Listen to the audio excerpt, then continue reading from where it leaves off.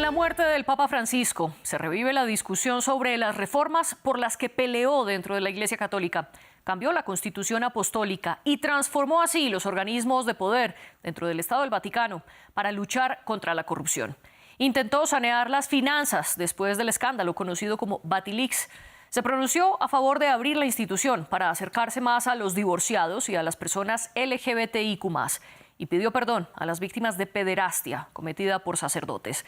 Estas son algunas de las reformas que impulsó el sumo pontífice. Paola Montañez nos cuenta más.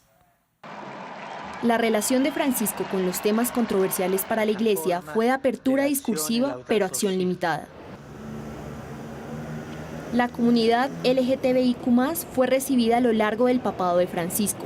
Desde sus inicios hizo énfasis en que no estaba en su poder juzgarles ni criminalizarles. Con los años, el pontífice latinoamericano instauró doctrinalmente la posibilidad para que bajo ciertas condiciones las personas transgénero fueran bautizadas y pudieran convertirse en padrinos y madrinas. Pero su visión hacia las cirugías de afirmación de género no cambió, y su radical oposición se mantuvo a lo largo de su papado. La aprobación de Francisco para bendecir a matrimonios homosexuales transformó la manera en la que el Vaticano se relacionó con la comunidad. Sin embargo, los tímidos avances de su papado no cambiaron la percepción de la Iglesia sobre estas uniones, como tampoco sobre el divorcio. Si alguien es gay y busca al Señor y tiene buena voluntad, ¿quién soy yo para juzgarlo? Para Francisco, la Iglesia era mujer, y aunque durante su pontificado ellas ubicaran cargos cada vez más altos, la decisión de ordenarlas fue descartada. Respecto al aborto, el pontífice dio la posibilidad a sacerdotes alrededor del mundo de perdonar a quien interrumpe su embarazo, pero para la Iglesia su práctica sigue siendo considerada como un pecado. A pesar de la apertura del líder católico a estos temas, la doctrina no cambió. Aborto, subrogación, cirugías de afirmación de género y eutanasia siguen siendo considerados graves violaciones a la dignidad humana. Porque creemos que estas ideologías, en lugar de ayudar a reconocer la dignidad, empobrecen una visión humanista donde el hombre y la mujer son la combinación más hermosa en la mayor diferencia que contiene la humanidad. Esto no tiene comparación. Francisco pasará a la historia por tener una visión diferente a la de sus antecesores, así como por dar esperanzas de reforma dentro de la Iglesia. Pero las percepciones continuarán divididas. Para los católicos tradicionales su legado deberá ser rechazado, mientras que para los progresistas su labor seguirá siendo debatida por los mínimos impactos generados. Con estos insumos que nos menciona nuestra colega Paola Montañez, abrimos entonces la discusión. ¿Cuál es el legado que deja el Papa Francisco? ¿Fue un revolucionario dentro de una institución conservadora y milenaria? ¿O sus intentos de reformas quedaron a medio camino en comparación con el ritmo en el que va la sociedad? Ese es el debate de hoy en France 24. Yo soy María Clara Calle y le doy la bienvenida a nuestros tres invitados de hoy. Nos acompaña en nuestro estudio en Bogotá el padre Mario Alberto Rivera Álvarez, sacerdote jesuita, teólogo y profesor de teología de la Pontificia Universidad Javeriana en Bogotá. Desde Santiago de Chile nos acompaña a esta hora María Soledad del Villar, historiadora y teóloga. Y en Puebla, México, está Andrés Beltramo Álvarez, periodista vaticanista, autor del libro La Reforma en Marcha, emoción y desconcierto en tiempos de Francisco, y quien además fue biógrafo del Papa Francisco. Actualmente él escribe para Vatican Insider de la Estampa de Turín. Bienvenidos ustedes tres, bienvenida a toda nuestra audiencia. Como siempre, los invito a que comenten este programa en las redes sociales, donde estamos como @France24-ES. Mi cuenta personal en todas las redes es @MariaClaguirre, y también los invito a que escuchen este programa a través de las plataformas favoritas suyas. Pueden ser Apple, Spotify, Deezer o TuneIn.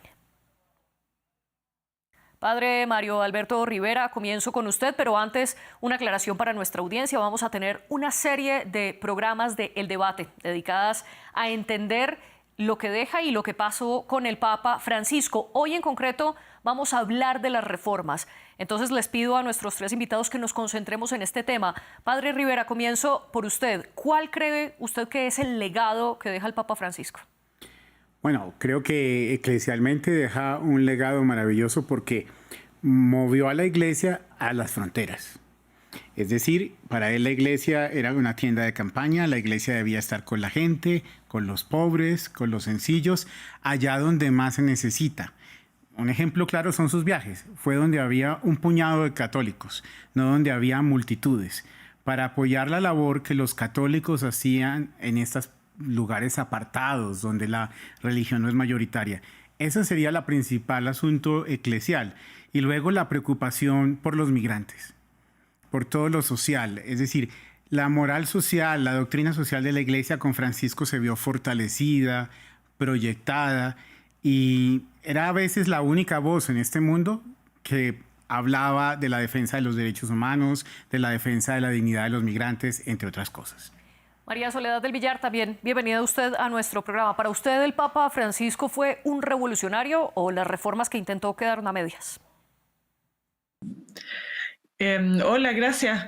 Creo que depende de qué aspecto de su pontificado pensemos, ¿no? Estoy de acuerdo con el padre que estaba recién conversando sobre la importancia del legado que deja el Papa Francisco en relación a la apertura de la Iglesia al mundo y la defensa de los derechos de los más marginados. Eso sin duda es central y ha sido revolucionario en su labor y ha llevado la doctrina social de la Iglesia a un paso adelante al también reflexionar en torno al tema de la ecología, la casa común, el calentamiento global. Pero por supuesto hay reformas interiores a la Iglesia que, si bien el Papa intentó impulsarlas, algunas con más energía que otras, quedan a medio camino y quedan como legado para nosotros los que estamos vivos, ¿no? De continuar en la senda de la reforma. Y yo creo que en ese ámbito el rol de la mujer en la Iglesia, el Papa Francisco hizo cosas importantes por las mujeres en la Iglesia. Fue por primera vez algunas mujeres pudieron votar en un sínodo, ocuparon cargos importantes en el Vaticano, pero al mismo tiempo, por ejemplo, el camino hacia la ordenación de las mujeres o el tema del diaconado, si bien fue debatido, aparece como un tema que se clausura una y otra vez, ¿no? Entonces, más que revolucionario o no revolucionario, creo que quizás ocupó él un punto medio de ir avanzando en ciertas reformas hacia el interior de la Iglesia y, por otro lado, ser muy claro en la defensa de la dignidad humana hacia afuera, ¿no?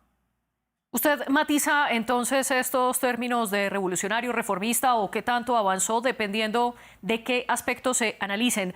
Andrés Beltramo, bienvenido usted también al debate. ¿Qué opina? ¿Fue el Papa Francisco un revolucionario? ¿Sus reformas quedaron a medias o en efecto debe entenderse como un punto medio?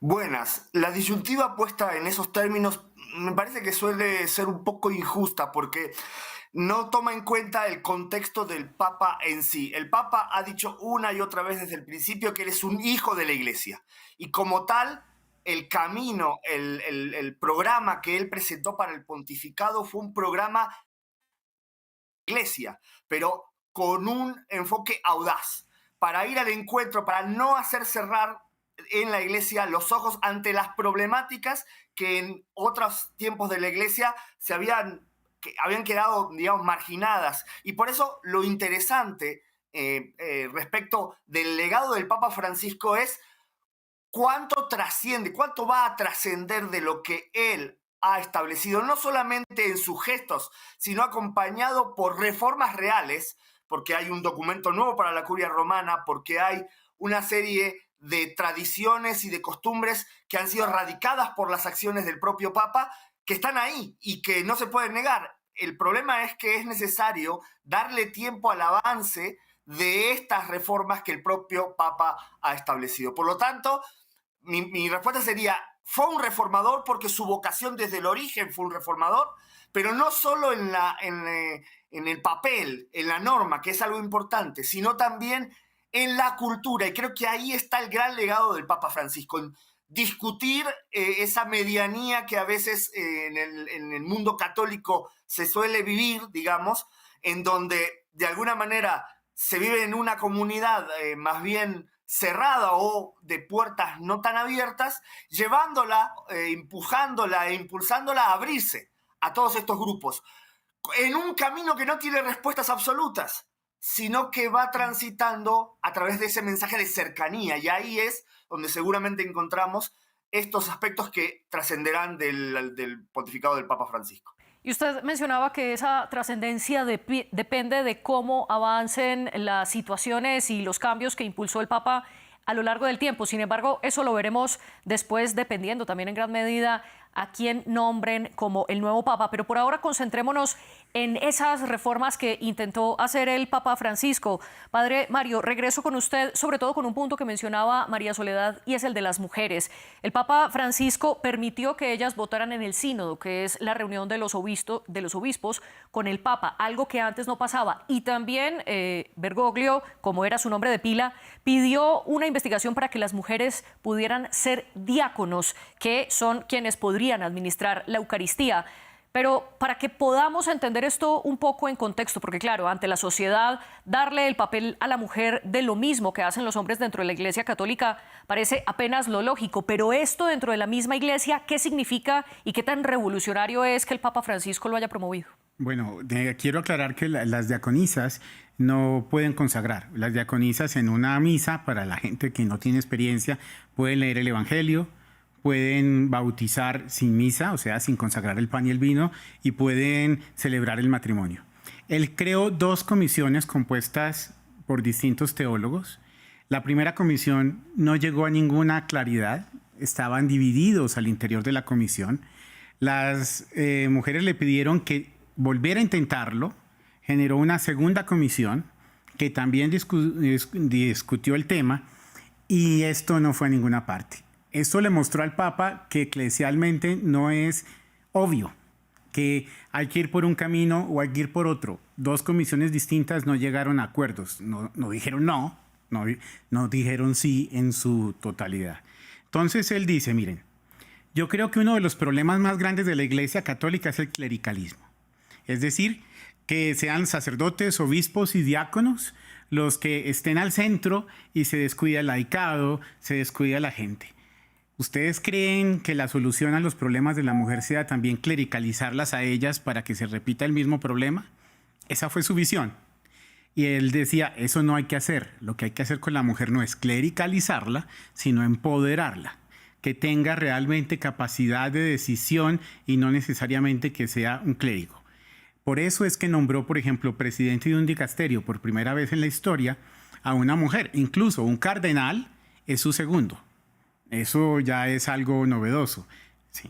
Aquí simplemente una claridad para nuestra audiencia. Los dicasterios hacen las veces de ministerios, como funcionan los estados de manera regular. En el caso del Vaticano se habla de dicasterios y en efecto el Papa Francisco permitió que por primera vez una mujer pudiera ocupar el dicasterio. Pero padre, quiero contrapreguntarle algo y es, usted es de la misma línea religiosa que era el Papa Francisco, jesuita, el primer jesuita en la historia en ser sumo pontífice de la Iglesia Católica. Al respecto sobre el empoderamiento o el clericalismo de las mujeres, ¿qué opinan los jesuitas? Bueno, pues es decir, los jesuitas estamos siempre siguiendo la doctrina del Papa de turno, no solo del Papa Francisco por ser jesuita, sino que los jesuitas y todos los religiosos, no los jesuitas en particular, seguimos lo que la Iglesia vaya abriendo. Por supuesto que los teólogos podemos discutir en escenarios académicos, privados, sobre estos asuntos, pero es muy distinto a una postura pública y pastoral porque esa le corresponde exclusivamente a las autoridades de la Iglesia, ¿sí? Ahora bien, creo que si bien puedo entender perfectamente las aspiraciones de un grupo muy amplio de mujeres a llegar también al ministerio ordenado, no niego también verdad a Francisco en que el clericalismo es un problema y que solucionarlo metiendo el problema también entre las mujeres no es esto. Ahora, un empoderamiento tiene que ser real y este nombramiento del que hablamos se hizo el año pasado. O sea, fíjense, fueron 12 años de pontificado. Solo tuvo la fuerza para hacerlo el año pasado. Es cierto, tenía que configurar la estructura del Vaticano distinto para poderlo hacer. Nombró también otra mujer en un cargo importante en la administración del Vaticano, en la Santa Sede. No recuerdo la figura exacta que hay. ¿Es tímido? Sí. ¿Es un proceso que hubiera podido ser más fuerte? Sí. pero también nosotros no podemos conocer toda la cantidad de procesos que hay detrás que lo dificultan. Piensa en esto. Lo que en África es una virtud, en Estados Unidos puede ser una catástrofe. Lo que en Europa es inconcebible, en América Latina es absolutamente normal. Es un papa para el mundo, no un papa para una región o un grupo determinado. Y la iglesia es más plural y más diversa de lo que imaginamos, y por eso llegar a consensos es bien complejo. Eso en el contexto de las diferencias que hay en las distintas partes del mundo, María Soledad. Pero ¿cómo entender estos cambios en cuanto a las mujeres y también en cuanto a los laicos, que precisamente el Papa Francisco dijo que esperaba que pudieran presidir dicasterios, la especie de ministerios de las que hablábamos anteriormente? Estos cambios, esta apertura hacia las mujeres y hacia las personas laicas, es decir, quienes no son religiosos, ¿qué tanto significa dentro de la Iglesia Católica? Creo que hay dos puntos que son bastante importantes. Uno es precisamente el protagonismo laical y cómo las mujeres ya están haciendo mucho en la iglesia, ¿no?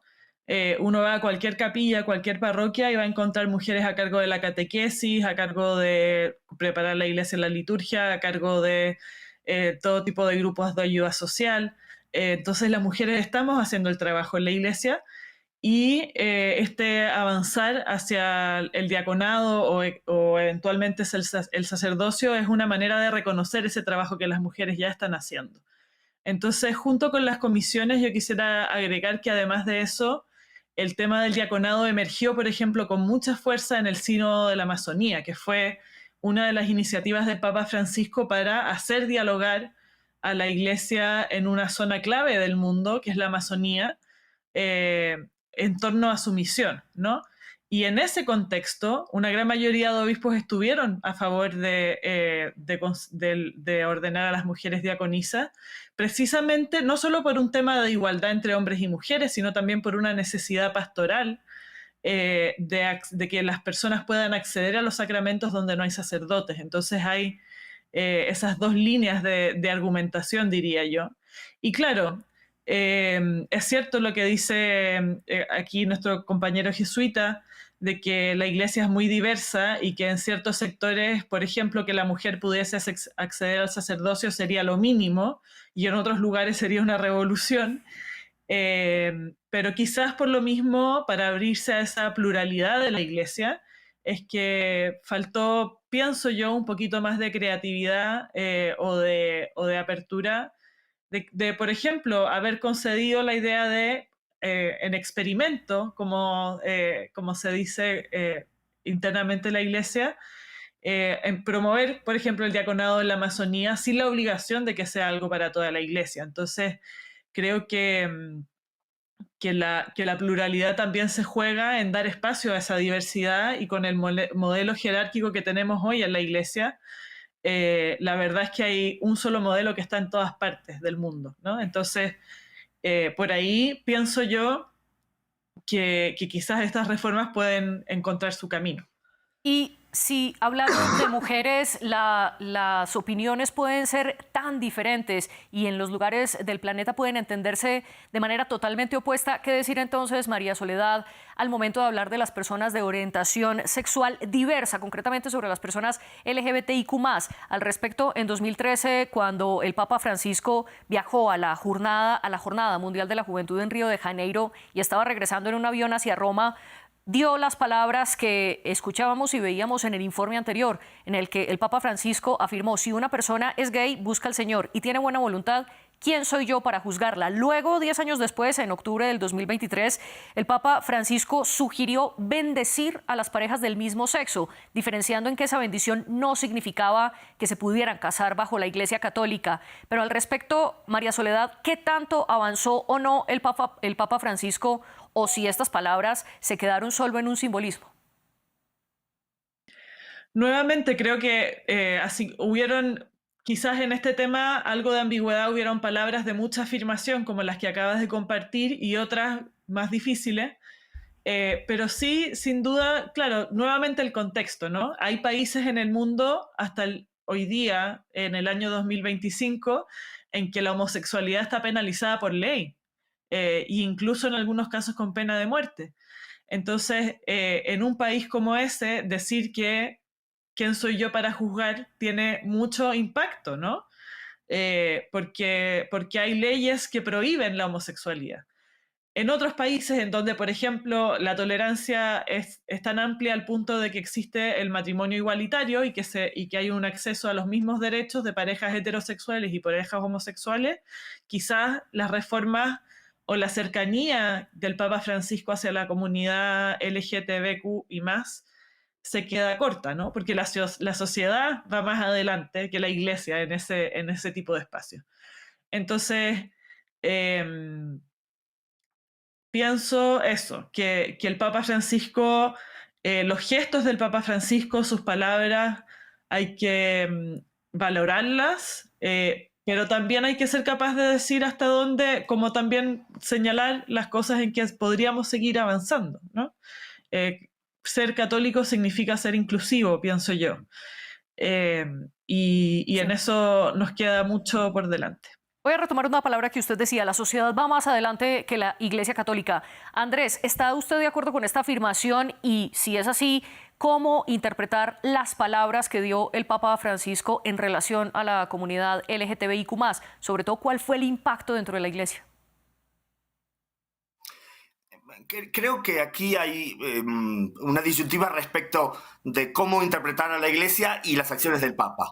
La Iglesia es una institución que tiene una tradición, una doctrina, un mensaje histórico que el Papa está llamado a defender y atesorar. Pero ese mensaje tiene diversas formas de expresión en cada momento de la historia.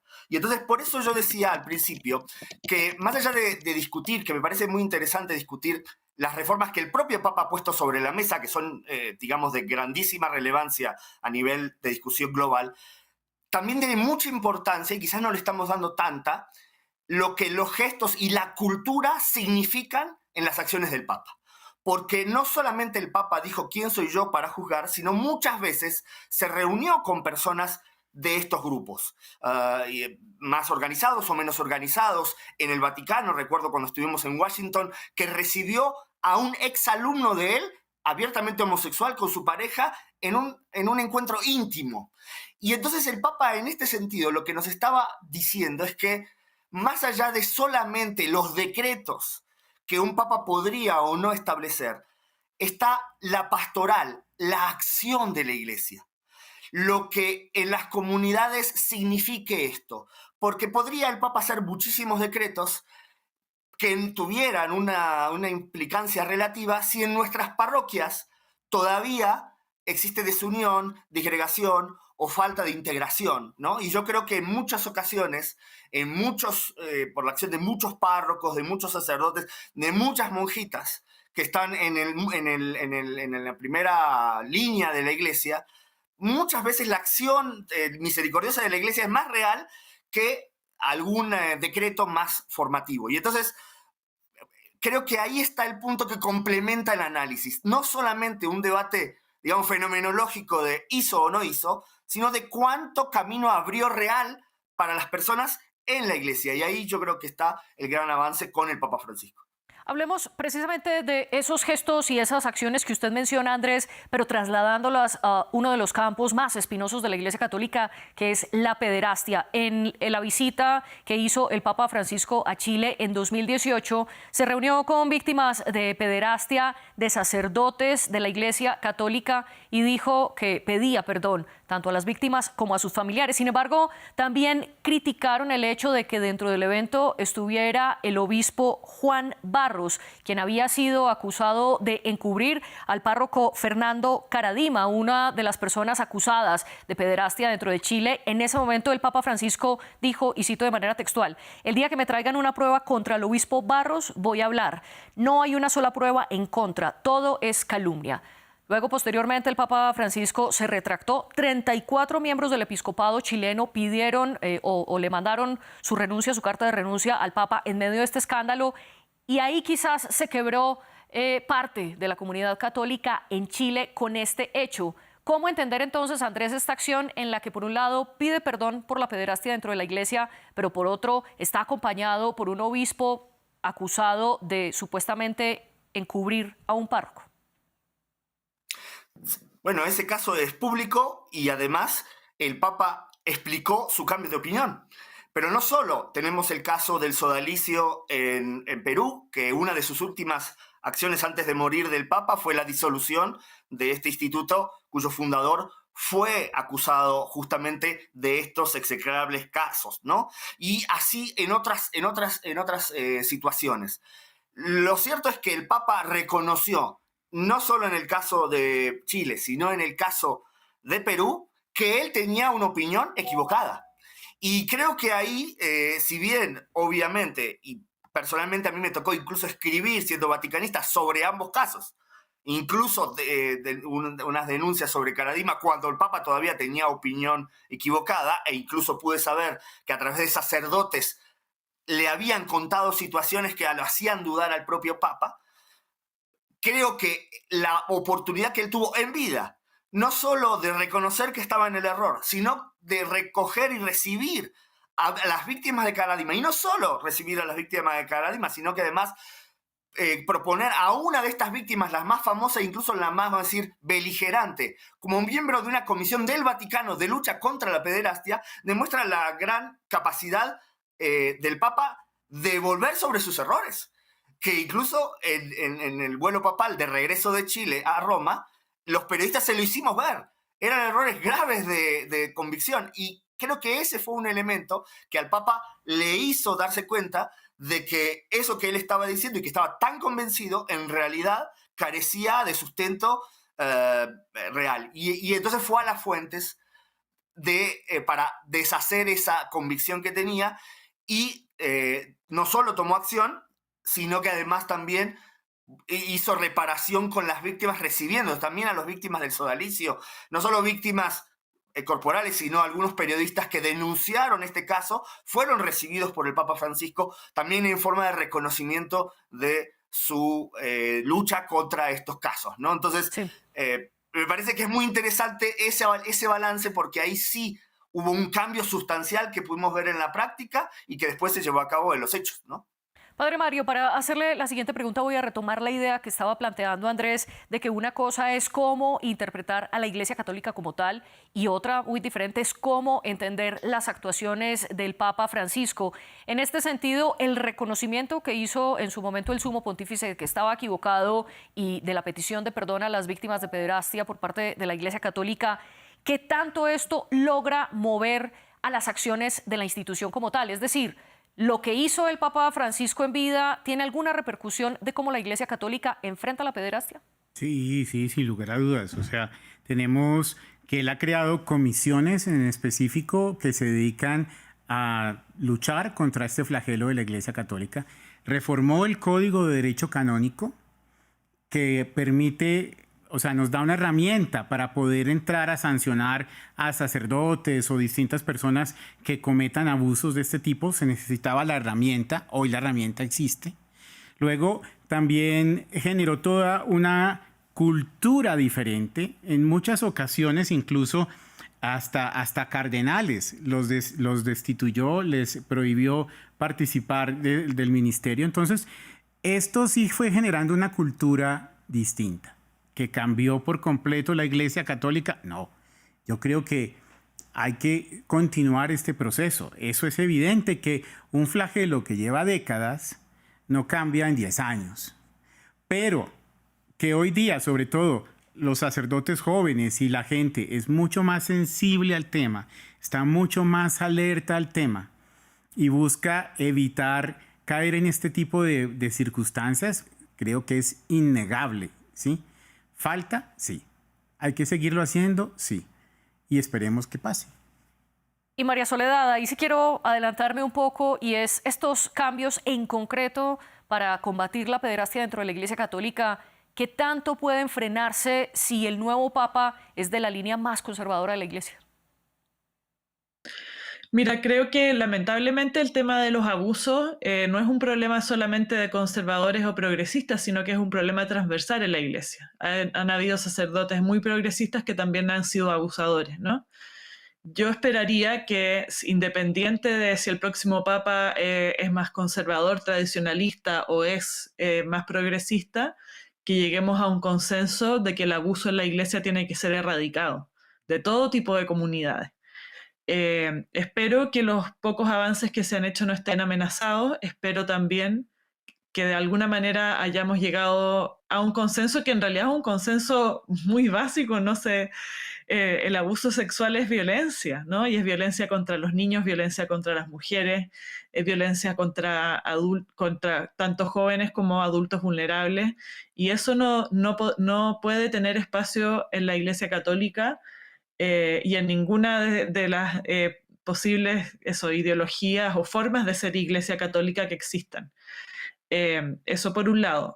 Por otra parte, creo también que se ha avanzado en promover una cultura distinta, en fortalecer el tema de la prevención, pero nos queda muchísimo, muchísimo para reconocer realmente el daño que genera el abuso y promover no solo la prevención, sino también la reparación de los daños causados. En eso creo que los sobrevivientes y las sobrevivientes todavía son un tema pendiente en la iglesia. Y en ese sentido hay mucho por avanzar en no solamente pedir perdón, sino también, de nuevo, formular y ofrecer gestos concretos de reparación. Aquí simplemente un dato, y es cuando usted, María Soledad, dijo que el abuso debe ser erradicado dentro de la Iglesia Católica, los otros dos invitados asintieron al momento en el que usted estaba mencionando esto. Andrés y los demás invitados, les propongo que nos movamos finalmente al tema de la corrupción y los cambios que hizo el Papa Francisco, sobre todo con la Constitución Apostólica, en un intento de combatir esa corrupción. Recordemos que Benedicto XVI dimitió precisamente en medio del escándalo Batileaks, relacionado con las finanzas del Vaticano y con el llamado Banco Vaticano, que realmente se llama Instituto para las Obras de Religión. En 2022, luego de muchísimos cambios, el Papa Francisco logra finalmente que todas las entidades vaticanas le transfieran sus activos al Banco Vaticano para intentar tener mayor control y, por ejemplo, hizo que cuentas que pertenecían al Vaticano, pero que estaban en bancos internacionales, como es el caso de Credit Suisse, pasaran a ese llamado Banco del Vaticano. Andrés, ¿cambios como estos realmente logran disminuir la corrupción? El Papa tenía dos objetivos con su reforma de la curia. Por un lado, cercar los mecanismos que pueden generar malas prácticas, no solamente financieras, sino de gestión, que son propias, digamos, de lo que el ser humano con poder podría llegar a tener. Y entonces ahí hay una serie de mecanismos nuevos que buscan justamente aceitar el otro objetivo, que es una cultura de la transparencia, ¿no? Es algo que el Papa Benedicto XVI ya había hecho, porque no debemos olvidar que el Papa de Benedicto XVI firmó todos los decretos que hicieron que las instancias financieras vaticanas entraran en el sistema financiero internacional, en el grupo de Egmonton, y someterse a una serie de auditorías que se mantuvieron con el Papa Francisco. Es una realidad que ese problema del IOR y del Banco del Vaticano históricamente fue un problema gravísimo dentro de la Santa Sede, que con las acciones que Benedicto XVI había emprendido y que fue plasmando después Francisco, se minimizó en gran medida. ¿Por qué? Porque básicamente al conectar el Banco del Vaticano con el sistema financiero internacional hay algunos mecanismos que te obligan a transparentar el origen de los recursos. Que eso sea, como dijo el padre, lo máximo, y seguramente no, seguramente habrá más cosas que hacer. Pero lo que no podemos negar son esos pasos que hacen la diferencia de lo que había antes. Y era una gestión totalmente familiar y totalmente discrecional dentro de la finanza del Vaticano. Pero donde quisiera poner el acento es en el otro punto que tiene que ver con esas prácticas en la curia romana que hacían de la curia romana un monolito de carrera eclesiástica. El Papa tomó medidas a varios niveles, incluso rompiendo algunos paradigmas, por ejemplo, en quienes pueden ser los jefes de dicasterio, incluso, como lo decías al principio del programa, que algunos laicos pudieran ser jefes de dicasterio, o el hecho de que los sacerdotes que van a prestar servicio de sus países al Vaticano solo puedan prestar servicio 5 años y regresen a dar el servicio en sus países de origen, más algunas otras cuestiones prácticas de gestión que impulsan una nueva cultura. Una cultura, vamos a decir, de un servicio en lugar de una carrera eclesiástica. Esto es en la práctica. Ahora, cuando se lleva a la realidad de esta cuestión práctica puesto en los papeles, es donde seguramente hace falta seguir avanzando, Sí. ¿no? Llevando a la práctica eso que la Constitución Apostólica Predicate Evangelium estableció. Menos dicasterios, menos burocracia, una gestión más transparente en los papeles. Ahora es tiempo de que el próximo Papa, que esto hereda, siga profundizando esa cultura. ¿Que esto va a impedir absolutamente que exista la corrupción en el Vaticano? Seguramente que no, seguramente que alguna vez nos encontraremos, pero sí ha sido un avance significativo, distinto a lo que había antes y que lo pudimos observar quienes hemos cubierto el Vaticano por muchos años. Usted habla de la reforma a la curia romana que impulsó en general el sumo pontífice. Esto simplemente para ponerlo en términos muy simplistas, y discúlpenme la simplicidad, la curia romana es como sería un Estado, el funcionamiento de un Estado con sus ramas ejecutivas, legislativa y judicial, por así decirlo. En efecto, el Papa Francisco cambió la Constitución Apostólica que estaba en vigor desde hacía cerca de una década y entró en vigor en 2022. María Soledad, ya escuchábamos cómo Andrés nos mencionaba, por ejemplo, la creación de entidades como el Consejo para la Economía o cómo vincular a ese Banco del Vaticano con instituciones internacionales para tener más transparencia. Este cambio dentro de la curia romana, ¿qué tanto puede combatir la corrupción y escándalos como Batilix? Bueno, está por verse, pero pienso que sin duda es importante avanzar hacia una cultura de mayor transparencia que las estructuras de poder también en la Iglesia y en el Vaticano respondan también a las necesidades a las necesidades de las comunidades católicas, ¿no? El Papa Francisco defendió una visión de la Iglesia como pueblo de Dios y el sacerdocio y los ministerios al servicio de ese pueblo, ¿no? Entonces el camino de mayor transparencia, de lo que los norteamericanos llaman la accountability, de las autoridades al pueblo de Dios es un camino que hay que profundizar y en el cual faltan muchas reformas. Pero sin duda se están dando pasos. Y quiero terminar con usted, padre, precisamente preguntándole sobre este tema, y es esas reformas que tanto logran cambiar a la Iglesia Católica. María Soledad mencionaba algo, y es la visión del Papa Francisco era reiterar que la Iglesia Católica era el pueblo de Dios y que los sacerdotes, los obispos, los cardenales eran servidores de ese pueblo. Sin embargo, precisamente una de las críticas al Banco del Vaticano es ver toda esta pompa y todos estos lujos que distan mucho de acercarse a ese pueblo. ¿Estas reformas que impulsó el Papa Francisco realmente pueden acercar a la Iglesia Católica a una visión más cercana al pueblo, o seguirán las ostentaciones y las pompas dentro de la Iglesia? Bueno, eso depende de cada persona en particular que quiera asumir realmente lo que el Papa propone, porque pueden llegar 30 papas y si tú no quieres cambiar, no cambias. Es decir, eso no tiene nada que ver con lo que Francisco haga o no, pero me parece que esta reforma tiene un tercer elemento adicional a los dos que han mencionado los compañeros, y es un elemento pastoral. Puso, por ejemplo, la evangelización en primer lugar. Es decir, la Iglesia está para evangelizar, no únicamente para toda esta cantidad de trámites administrativos que son importantes, pero no son el centro de la Iglesia. Y él dijo, este dicasterio me lo reservo para mí. Ni siquiera nombró un director de ese dicasterio. Creó en esos dicasterios, en esos ministerios, como decías tú, poniéndolo en un campo más civil, creó nombres que antes no existían, ¿sí? O fusionó cosas, de manera que hoy hay quien se encargue de preocuparse por los laicos, por la familia, por los sacerdotes, por los obispos, por la evangelización, por el diálogo interreligioso y ecuménico. O sea, hoy prácticamente todos los aspectos a los que la Iglesia debe atender pastoralmente están presentes allí, con una idea, búsqueda de mejores prácticas, con una búsqueda de transparencia financiera, pero eso sería inútil si no se cumpliera la labor de la Iglesia, que es evangelizar, y a eso vamos. Y muy brevemente, padre, la última pregunta. Estas reformas que usted está mencionando, ¿qué tanta vida pueden tener si llega un papa de la línea más conservadora de la Iglesia? Bueno, ya la estructura del Vaticano cambió, y la estructura del Vaticano cambió después de un equipo de varios cardenales que estuvieron durante casi 10 años estudiando cómo tenía que ser. Y lo que dicen que llevó a Francisco al poder fue que precisamente los mismos cardenales tenían clarísimo que se necesitaba una reforma.